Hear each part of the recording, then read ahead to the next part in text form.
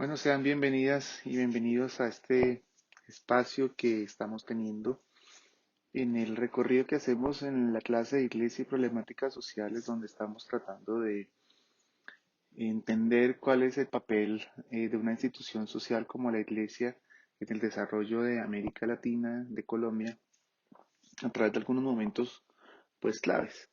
Y estuvimos mirando en la última sesión pues el tema de la conquista de América y de cómo algunas lógicas de la conquista se prolongan durante el tiempo. Y hoy quisiera hablar un poco de la evangelización como una técnica, un proceso en el que su discurso estuvo ensamblado en toda la práctica de la conquista y la colonización de América. Y especialmente, pues, voy a tratar de juxtaponer unos mapas distintos de la evangelización a partir de un texto que yo he escrito. Luego voy a mirar un poco en profundidad un tema que me gusta, que es cuando la evangelización produce sufrimiento. Y finalmente, pues voy a hablar algo muy específico de las misiones como unas estrategias educativas de conformación o, por decirlo de alguna manera, de cómo las misiones configuran un escenario social o intentan hacerlo. Y nos parece muy importante porque pues hoy en día podemos seguir viendo muchas de estas lógicas presentes acá. Entonces, pues quisiera hablar un poco de los mapas de la evangelización, en el sentido en que la tesis que yo defiendo es que la evangelización no solo es un abstracto, o la evangelización no solo es un proceso o una voluntad basada en altos ideales para algunas personas, sino también es una cosa práctica y que es una cosa que no sucede en ningún vacío histórico, en un vacío político, sino que es algo que tiene que ver con la historia real de cómo ha sucedido, ¿no? Y comúnmente cuando miramos la evangelización solo miramos uno de estos mapas. ¿Qué es lo que quiero hacer yo? Pues aquí juxtaponer estos distintos mapas para poder entender un poco eh, de qué hablamos cuando hablamos de evangelización. Hay un primer mapa, que es el que siempre aparece por fuera, que yo le llamaba un mapa teórico, que estrictamente pues tiene que ver con un mapa dogmático, un mapa teológico, basado en la Sagrada Escritura, basado en la tradición de la Iglesia, y que tiene que ver con que la evangelización es un proceso, es un mandato que dejó Jesucristo, es una práctica de la Iglesia, etcétera, etcétera. Y que tenía en ese entonces fuerza de ley. Y hay que ponerle un paréntesis a ese entonces porque hoy en día, o hasta hace muy poco recientemente, todavía la evangelización era un proyecto de Estado. Es decir, cuando digo teóricamente, no solo desde la teología o la filosofía, sino que en la conquista de América sancionó que la excusa, el pretexto, la razón por la cual debían conquistar y colonizar tenía que ver con la extensión de este supuesto mensaje del Evangelio. Entonces, comúnmente la evangelización se mira así un poco desde este punto de vista teórico, pero que está en la superficie que cuando uno baja un poco y mira otra capa eh, de esto, pues la práctica. Entonces, finalmente, ¿cómo ha sido la evangelización y especialmente en este continente? ¿Cómo han sido sus métodos? ¿Cómo ha sido, en la iglesia se le llama la pastoral? En la práctica, ¿cómo ha sucedido? Y en eso también se le dedica bastante, como eh, cuál es la mejor manera de acercarse, y hay manuales, y ahí ustedes van a ver una gran producción de por qué es importante. Pero el último plano, quizás más profundo y que a mí me interesa mucho tratar acá, es que ha sido la evangelización históricamente. Es decir, en la práctica, la evangelización consistió en un proceso de dominación y de explotación, de dominación política y de explotación económica. Si uno solo mira la primera o la segunda capa, pues va a tener una historia diferente a si incorpora la última capa. En mi experiencia como una persona que se formó en las ciencias religiosas, casi siempre veía solo las primeras dos capas. Y mi interés era un poco quitarlas irme adentrando, ir desentrañando qué era lo que significaba en la práctica esto de la evangelización. Y cómo de pronto lo que había pasado antes no era muy distinto a lo que sucedía hoy. Y por eso, digamos, me inspiro en un pequeño relato de Milán Kundera en La insoportable levedad del ser, que me habla de eso, que me habla de cómo en a través del relato de una pintora que estaba en un régimen eh, comunista donde solo podía pintar el realismo, donde solo podía ella hacer pinturas figurativas, representativas, de repente se enfrenta al hecho de que tiene que eh, esa figura que había planteado tan perfecta como me pasa a mí con el cuadro de la evangelización, un día sin querer le cayó una mancha de pintura y lo que pasó fue que empezó a desentrañar poco a poco qué era lo que tenía esa mancha de pintura y qué había detrás. Voy a leer un poco esto que dice acá. Este cuadro se me estropeó, me cayó una mancha de pintura roja. Al principio estaba muy disgustada, pero luego aquella mancha empezó a gustarme, porque parecía una grieta. Era como si la obra en construcción no fuese una obra de verdad, sino un decorado teatral cuarteado, sobre el cual la fábrica en construcción no estaba más que dibujada. Empecé a jugar con la grieta, a ampliarla, a inventar lo que se podría ver a través de ella. Así, pinté mi primer ciclo de cuadros a los que llamé tramoyas. Por supuesto que nadie podía verlos. Me hubieran echado de la escuela.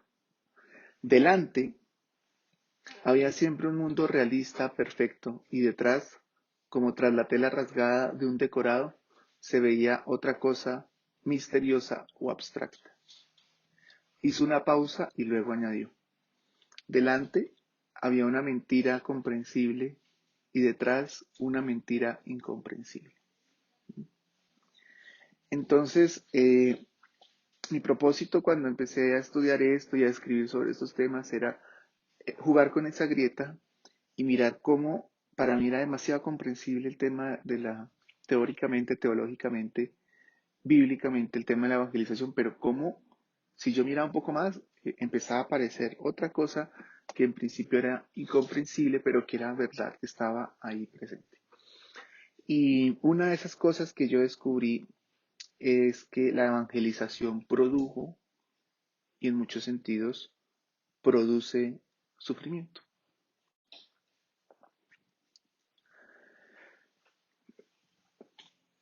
Hay un hecho que sucedió en la Segunda Guerra Mundial, pues que fue la misma guerra, que conmocionó la filosofía, el pensamiento social y la teología, por supuesto en las metrópolis de Europa, Alemania, Francia, Inglaterra, con menor proporción España, Italia, Portugal y un montón de otros países que nosotros ya no los consideramos europeos, que la Europa del Este. Y ellos, como desde su punto de vista metropolitano, la conmoción de la guerra les hizo pensar sobre la verdadera posibilidad del uso de la razón. En otras palabras, un teólogo muy importante se hizo la pregunta si uno puede hablar de Dios después de campos de concentración. Si uno se puede hablar de Dios después de Auschwitz, decía hoy, ¿no? Y este señor es un teólogo, Jean-Baptiste Metz, que habla de un poco como el cristianismo de alguna manera es la memoria de un asesinato, la memoria passionis, y que el cristianismo consiste en una razón anamnética, es decir, una razón atravesada por la memoria del pasado, ¿no?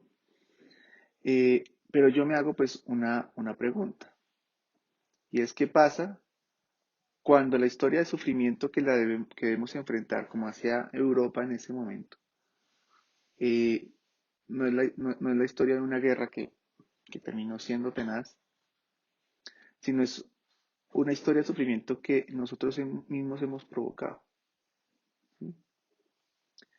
Césaire habla que no hay un solo valor humano que uno pueda rescatar de la colonización. Y hoy tal afirmación, en mi opinión, se yergue sobre nuestras razones. ¿Sí? ¿Qué pasa? ¿En dónde queda la teología? cuando en nombre de su Dios ha dejado como resultado 72 millones de víctimas. Se dice que se diezmó la población calculada en unos cerca de 80 millones de personas para el momento de la conquista. Pero ¿qué hacer, por ejemplo, con el cinismo aún presente, que declara el mayor holocausto de América o el mayor holocausto del mundo como una epopeya, como lo hace uno de los sínodos de los obispos en tiempos de Benedicto XVI? ¿Cómo uno tiene el descaro de decir que esto que ha producido tanto sufrimiento es una epopeya? ¿Para quién es una epopeya? ¿No?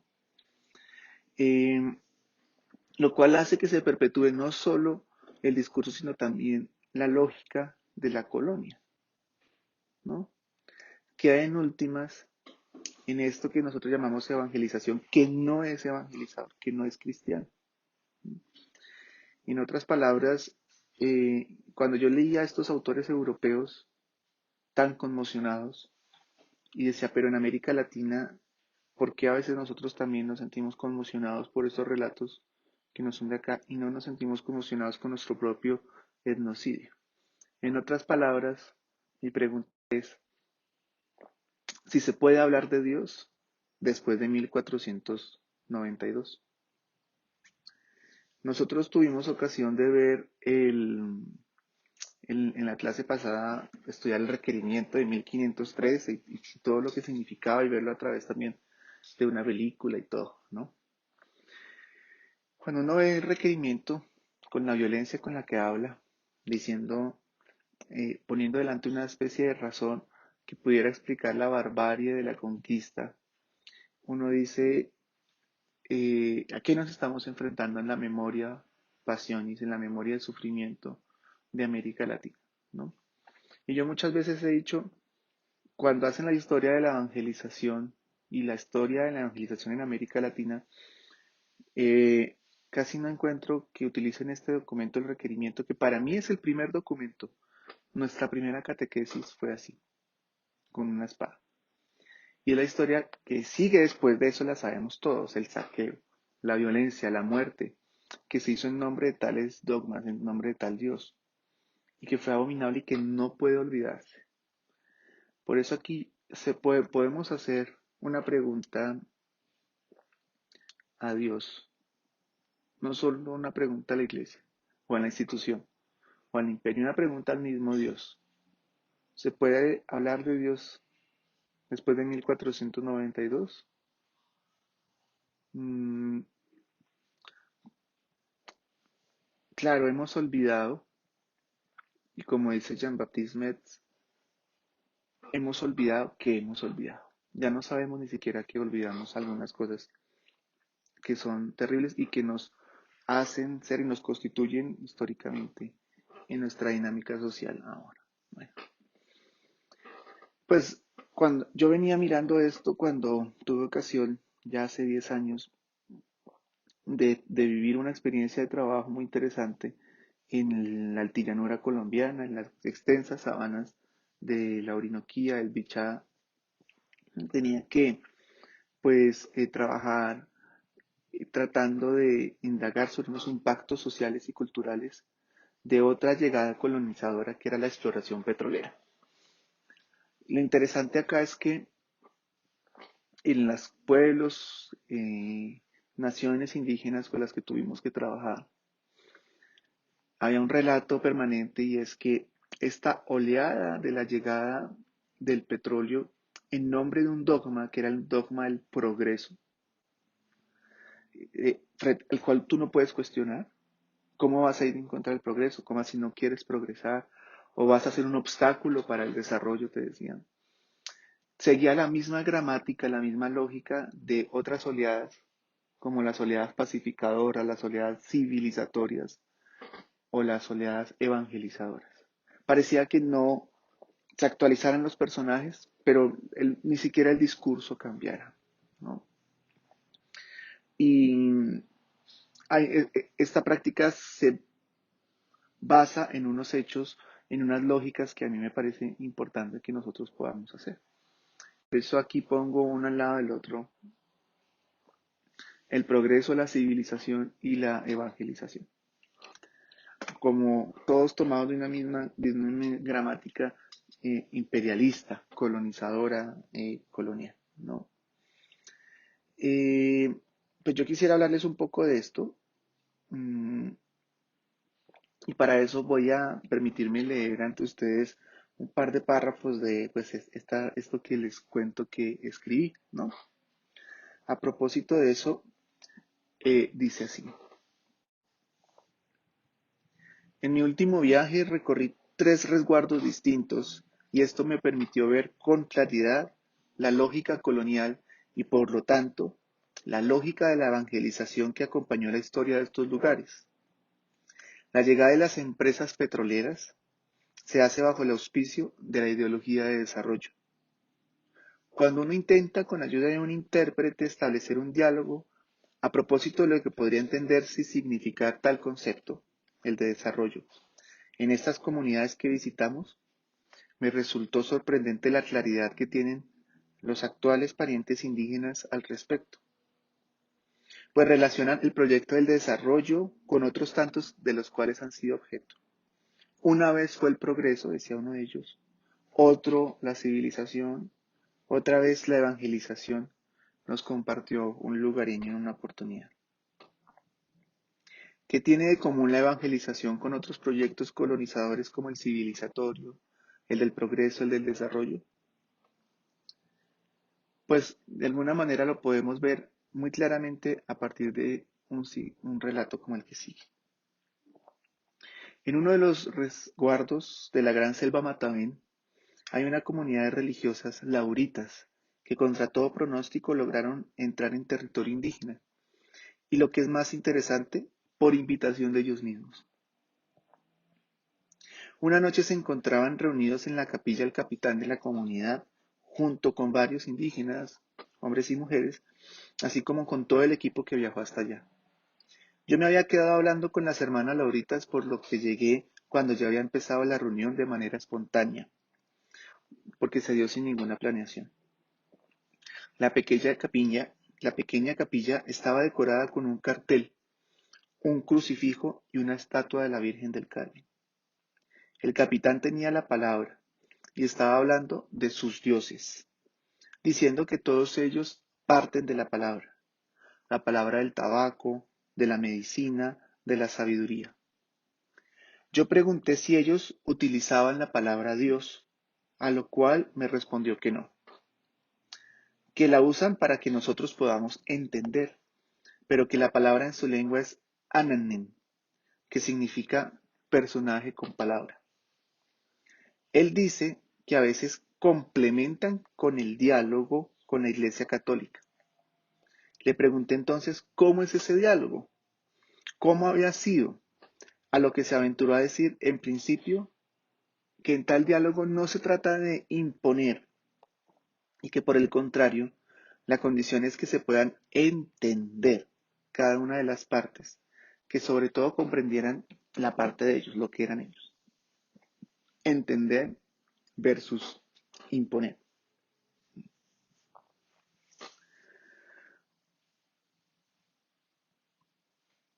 Para mí esto es muy importante, porque la evangelización se nos ha propuesto bajo unas palabras como por ejemplo la del encuentro de culturas, la del diálogo, la de la mezcla, y tal cosa no necesariamente fue un encuentro, sino un desencuentro, no un diálogo, sino un monólogo, no un entender, sino un imponer. ¿Sí? ¿Qué tiene de común esto? Pues que no ha sido la primera vez que se imponen discursos, prácticas, modos de ser sobre esos pueblos americanos, de los cuales nosotros ahora pertenecemos. Pues bien, la evangelización produce sufrimiento, la evangelización ha producido sufrimiento y es una de las capas que no podemos ignorar. ¿Se puede hablar de Dios? ¿Cómo puede la iglesia, por ejemplo, ahora hablar de una nueva evangelización? ¿Qué tiene que hacer Dios? ¿Qué tiene que hacer la institución? ¿Qué tiene que hacer la iglesia frente a ese pasado? Que lo intenta reproducir. ¿Cómo está mirando esto? ¿Qué nos está diciendo hoy a propósito? ¿Qué hace que es una de las cosas que yo digo en lo que escribí, ¿qué hace para descolonizar, para revertir esa lógica que hoy nos acompaña?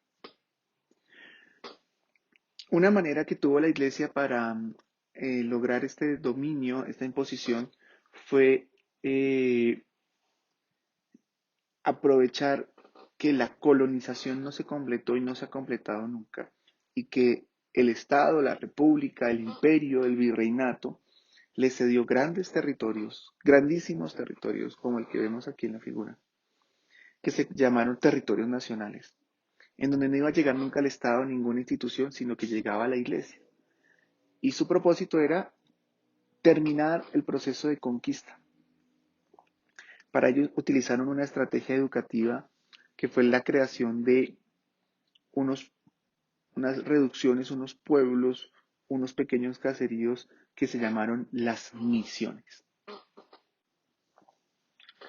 Y yo tomo aquí una frase tal vez conocida de este grupo de música norteña mexicana que se llama Los Tigres del Norte, que dice que aunque la jaula sea de oro, no deja de ser cárcel. Cuando uno mira la historia de las misiones, pues mirábamos lo heroico que eran estos misioneros, los eruditos, ilustrados que lograban. Pero había detrás de la misión una lógica que yo les quiero compartir muy brevemente. Esa lógica la podemos rastrear desde el siglo XVII, 1620, 1650, cuando llega una oleada colonizadora muy importante de estas misiones que se hicieron muy famosas en el Paraguay. Todavía tenemos alrededor del Paraguay, en los límites con Argentina, con Brasil, misiones de este tipo. Los restos, por supuesto, que lograron desafiar al imperio de la época porque se convirtieron casi que en repúblicas independientes. Y junto con las del Paraguay, unas misiones muy carismáticas, otras muy famosas fueron las misiones en los llanos orientales en la Orinoquía. Y muchas de estas pues en el actual territorio de Colombia.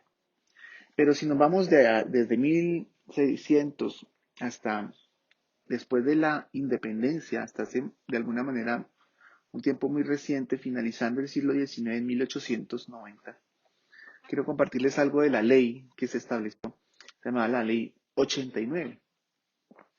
Quiero decirles, solo se derogó hasta casi la Constitución del 91. Entonces, esta comprensión la tuvimos hasta épocas muy recientes. Muchos de ustedes estaban naciendo por nacer. El título de la ley 89 es por la cual se determina la manera como deben ser gobernados los salvajes, que vayan reduciéndose a la vida civilizada. Es decir, hablaba de los indígenas. El artículo primero dice, la legislación general de la República no regirá entre los salvajes que vayan reduciéndose a la vida civilizada por medio de misiones. En consecuencia, el gobierno, de acuerdo con la autoridad eclesiástica, determinará la manera como esas incipientes sociedades deben ser gobernadas. O sea, hay una idea de que la sociedad eh, era algo que no poseían estos pueblos y que bajo la categoría de salvajes no solo se les asignaba una identidad, sino una meta.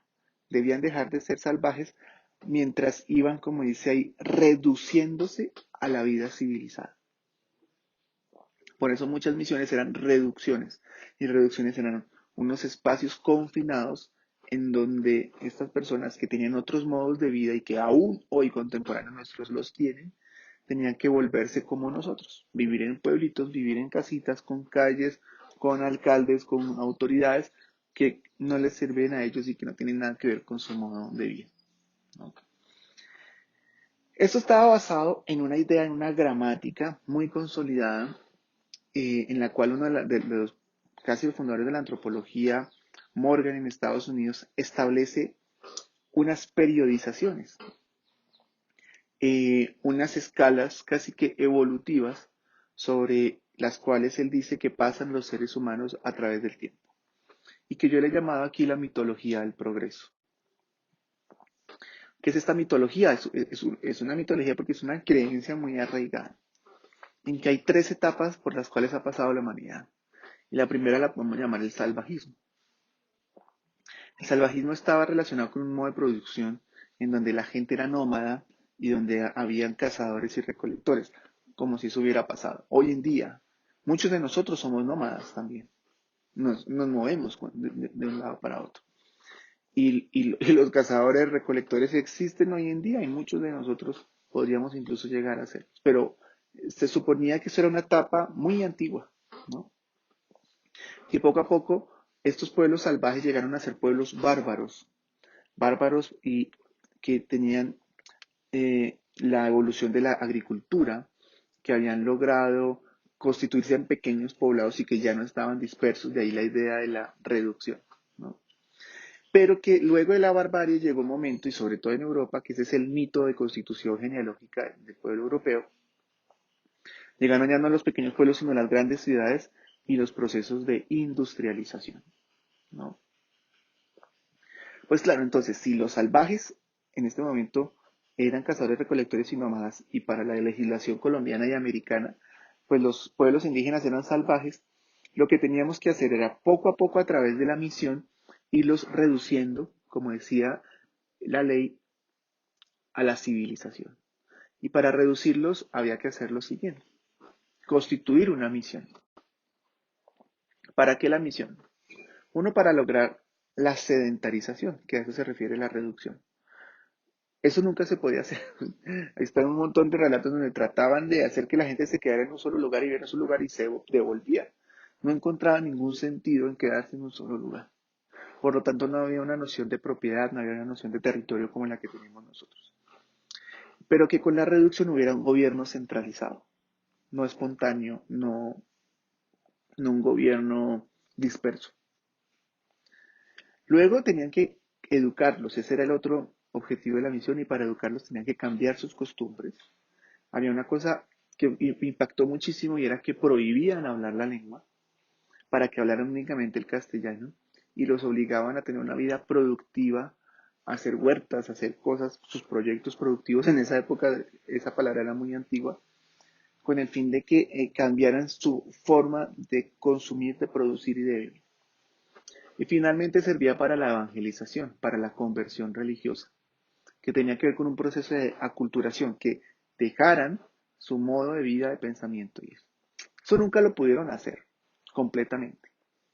Y hoy en día algunos piensan que es una tarea pendiente. Y yo lamento mucho que aún exista en la iglesia estas ideas de que evangelizar y llegar a otros pueblos, ignorando que la evangelización es un proceso cultural. Mm, bueno, yo quise hablarles un poco de estas ideas sobre la evangelización para suscitar un diálogo, unas preguntas entre nosotros y terminando con esta parte de la misión porque vamos a ver unos efectos esperados e inesperados de esta práctica de la misión durante la próxima clase con una película que vamos a ver y un cineforo. Así que muchas gracias y vamos a iniciar nuestro momento de preguntas.